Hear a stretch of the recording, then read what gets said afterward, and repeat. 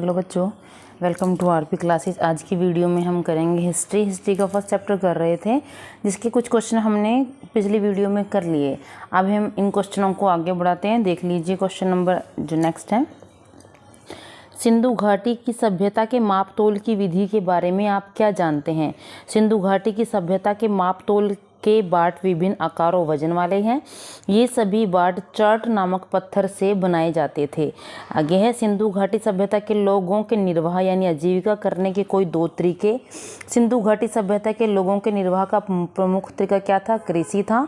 उन लोगों के निर्वाह का दूसरा तरीका पशुपालन था। हड़प्पा सभ्यता के कौन से दो स्थल शंख से बनी वस्तुओं के लिए प्रसिद्ध थे? हड़प्पा सभ्यता के नागेश्वर और बालाकोट इसके लिए प्रसिद्ध थे। हड़प्पा सभ्यता के लोग तकनीकी विज्ञान में प्रवीण थे। एग्जाम्पल देने हैं दो। एक तो वो बर्तन और आभूषण बनाना जानते थे, दूसरा वो मोहरे और मनके बनाने की कला में काफ़ी उन्नत थे। हड़प्पा सभ्यता के लोग लाजवर्द मणि और तांबा कहाँ से मंगवाते थे? लाजवर्द मणि तो वो अफगानिस्तान में जो सुरत गोई है वहाँ से, और तांबा राजस्थान के मगान से यानी ओमान से मंगवाते थे। हड़प्पा सभ्यता की कृषि की कोई दो विशेषताएं। हड़प्पा सभ्यता का प्रमुख व्यवसाय ही कृषि था। उस समय लोगों को जो खेत जोतते थे, खेतों को जोतने के लिए जो लोग थे वो किसका प्रयोग करते थे? बैलों का प्रयोग किया जाता था।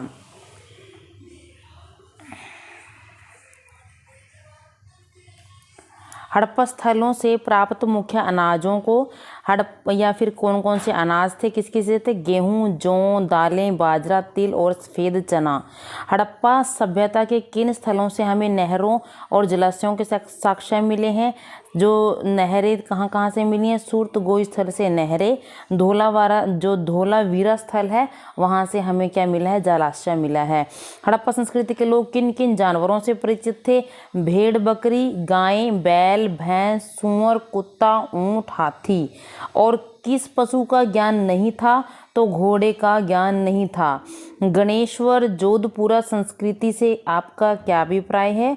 पुरातत्वविदों ने क्षेत्रीय क्षेत्र से मिले साक्ष्यों के आधार पर इसे गणेश्वर जोधपुरा संस्कृति का नाम दिया। यहाँ के मृदभांड हड़प्पाई मृदभांडों से भिन्न थे। किन्हीं दो देशों के नाम बताने हैं जिनके साथ हड़प्पा सभ्यता के लोगों का व्यापार चलता था। एक तो मगान यानी ओमान, दिलमुन यानी बहरीन द्वीप के साथ जो इनके साथ व्यापार उस समय का चलता था। हड़प्पा सभ्यता के लोग विदेशों से कौन सी वस्तुएं मंगवाते थे? ये क्या? सोना, चांदी, तांबा और बहुमूल्य पत्थर और श्रृंगार की वस्तुएं वहाँ से मंगवाते थे। हड़प्पा सभ्यता के लोग विदेशों को कौन सी वस्तुएं निर्यात करते थे? ये लोग सूती वस्त्र, आभूषण, मोती एवं हाथी दांत का निर्यात करते थे। हड़प्पा सभ्यता के व्यापार के प्रफुल्लित होने के कारण क्या थे? अनाज के लिए बड़े बड़े कोठारों की व्यवस्था की गई थी। लोगों के स्थल एवं जल साधन विकसित थे। हड़प्पा सभ्यता के लोगों ने देश के अन्य भागों विदेशों से भी व्यापारिक संबंध स्थापित किए थे। सिंधु घाटी सभ्यता के लोग धार्मिक जीवन की दो विशेषताएं बतानी है। क्या थी? एक तो देवी माँ की सबसे अधिक पूजा करते थे, और क्या थे? वे लिंग यानी योनि की भी पूजा करते थे। वैदिक काल से पूर्व मनुष्य किस प्रकार का सामाजिक जीवन व्यतीत करता था? समाज में महिलाओं को उच्च स्थान प्राप्त था। खाने पीने, हार श्रृंगार के बहुत शौकीन थे। विभिन्न साधनों से अपना मनोरंजन करते थे। मनोरंजन के साधन यही क्या थे? क्या किस प्रकार अपना मनोरंजन करते थे? खेलने की, शतरंज खेलने के शौकीन थे। शिकार खेलने, मछलियाँ पकड़ने, पक्षी पालने, पशुओं की लड़ाइयाँ देखने, संगीत नृत्य में भी रुचि थी। खुदाई से भारी मात्रा में प्राप्त खिलौने इस बात के परिचायक हैं कि बच्चों के मनोरंजन के मुख्य साधन थे। हड़प्पा काल में मृतक का अंतिम संस्कार कैसे किया जाए? 3 प्रकार से इनकी प्रथाएं प्रचलित थी अंतिम संस्कार के लिए। प्रथम क्या थी? सबको पूरी तरह जला दिया जाता था। राख बच जाती तो उसको बर्तन में डालकर दबा दिया जाता था। द्वितीय विधि के अनुसार पूरे सबको कब्रों में दफना दिया जाता था। तृतीय के अनुसार कुछ समय के लिए किसी खुले स्थान पर रख दिया जाता। पशु पक्षियों को खाने के बाद अस्थि पिंजर शेष रह जाता था और उसको क्या कर दिया जाता था? दफना दिया जाता था।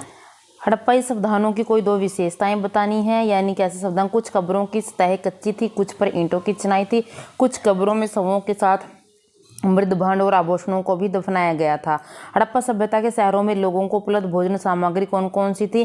गेहूं, जौ, दालें, सफेद चना, तिलहन, बाजरा, चावल, मांस, मछली, दूध उपलब्ध होता था। पुरातत्वविद हड़प्पाई समाज में सामाजिक आर्थिक भिन्नताओं का किस प्रकार पता लगाते थे। कब्रों से मिले विभिन्न प्रकार के मृत भांडों एवं आभूषणों से, कुछ कब्रों से मिले तांबे के दर्पणों से, कब्रों की बनावट से, कुछ कब्रों की सतह कच्ची थी, कुछ पर ईंटों की चिनाई की जाती थी। हड़प्पा समाज में शासकों द्वारा किए जाने वाले संभावित कार्य: शहरों में सार्वजनिक भवनों का निर्माण करवाना, शहरों की सुरक्षा के लिए प्रबंध करना, व्यापार के लिए राजमार्गों को सुरक्षित बनाना, सड़कों एवं गलियों में रोशनी का प्रबंध करना। धातु की नर्तकी की मूर्ति हमें कहाँ से मिली है, किस धातु से बनी हुई थी? धातु की नर्तकी की मूर्ति मोहनजोदड़ो से प्राप्त हुई है और कांसे की बनी हुई थी। हड़प्पा सभ्यता के लोगों द्वारा बनाए जाने वाले बर्तनों की मुख्य विशेषताएं क्या थी? बर्तन चाक पर बने होते थे, विभिन्न रंगों की चित्र की जाती थी, इन पर वृक्षों, पशु पक्षियों और मनुष्यों की सुंदर आकृतियां बनाई गई थी। हड़प्पाई मोहरों की दो विशेषताएं: अधिकांश मोहरें सेल खड़ी पत्थर से बनी हुई थी और ये विभिन्न आकार की थी। इनका महत्व क्या था? हड़प्पा सभ्यता की मोहरों के महत्व के संबंध में इनमें इतिहासकारों में मतभेद है। क्या उनके अनुसार कुछ व्यापारी अपने सामान की सुरक्षा के लिए इनका प्रयोग करते थे, कुछ के अनुसार केवल घरों की सजावट के लिए और कुछ के अनुसार पूर्वजों के चिन्हों के रूप में इनको रखा जाता था। हड़प्पा संस्कृति की लिपि के बारे में बताना है कि लिपि कैसी थी? चित्र में थी। इसके अंदर कुल वर्णों की संख्या 375 से 400 तक हुई थी और कोई भी विद्वान इसको पढ़ने में आज तक सफल नहीं हुआ। हड़प्पा लिपि को एक रहस्यमयी लिपि क्यों कहा जाता है? क्योंकि इसको कोई भी विद्वान पढ़ने में सफल नहीं हुआ, इसलिए। हड़प्पा संस्कृति के विनाश के कारण क्या है? विनाश का सबसे बड़ा कारण क्या है? वर्षा न होना, सूखा पड़ना या फिर भयानक भूकंपों का आना। पुरातत्वविद किस प्रकार अतीत का पुनर्निर्माण करते हैं? कैसे करते हैं? पुरातत्वविद पूरा वस्तुओं को ढूंढकर उनका अध्ययन करते हैं, इसके बाद अपनी खोजों को वर्गीकृत करते हैं। किसी भी पुरा वस्तु की उपयोगिता की तुलना वर्तमान से की जाती है। पुरातत्वविद अप्रत्यक्ष साक्ष्यों जैसे पहनावे के बारे में मूर्तियों से जानकारी प्राप्त करते हैं। भारतीय पुरातात्विक सर्वेक्षण के प्रथम डायरेक्टर जनरल कौन थे? वे इस पद पर कब नियुक्त हुए? या अलेक्जेंडर कनिंघम कौन थे? भारतीय पुरातात्विक सर्वेक्षण के प्रथम डायरेक्टर जनरल अलेक्जेंडर कनिंघम थे। वे 1862 में इस पद पर नियुक्त हुए। किसने तथा कब संपूर्ण विश्व के समक्ष सिंधु घाटी में एक नवीन सभ्यता की खोज की घोषणा की? भारतीय पुरातत्वविद सर्वेक्षण के डायरेक्टर जनरल जॉन मार्शल ने संपूर्ण विश्व के समक्ष सिंधु घाटी में एक नवीन सभ्यता की खोज की, जो 1924 ईस्वी में की गई।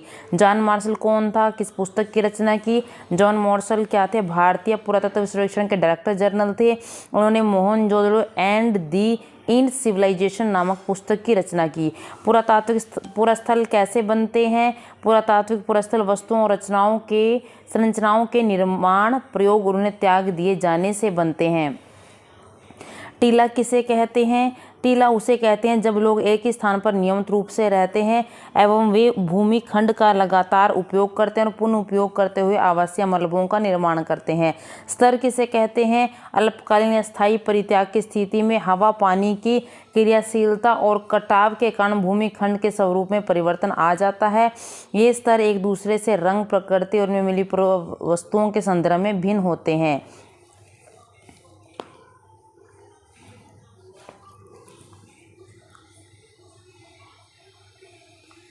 1944 में कौन भारतीय पुरातात्विक सर्वेक्षण के डायरेक्टर जनरल बने? उन्होंने किस प्रसिद्ध पुस्तक की रचना की है? या फिर R.E.M. व्हीलर कौन थे? 1944 में R.M. व्हीलर भारतीय पुरातात्विक सर्वेक्षण के डायरेक्टर जनरल बने।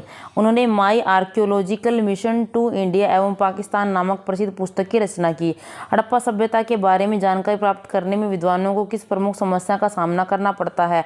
हड़प्पा सभ्यता के बारे में जानकारी प्राप्त करने में विद्वानों को जिस प्रमुख समस्या का सामना करना पड़ता, सबसे बड़ी क्या प्रॉब्लम है कि वो यहाँ की लिपि पढ़ने में उनको असफलता मिली। आज तक कोई उसकी लिपि नहीं पढ़ पाया। हड़प्पा सभ्यता की प्रमुख देन क्या थी? इस सभ्यता से हमें योजनाबद्ध ढंग से नगरों का निर्माण करना सीखा। इस सभ्यता से हमें आभूषण, मूर्तियां, बच्चों के खिलौने बनाने की कला सीखी। सभ्यता से हमें अनेक देवी देवताओं को पूजने के ढंग को सीखा। नेक्स्ट वीडियो में मिलेंगे आगे के क्वेश्चनों के साथ। Thank you.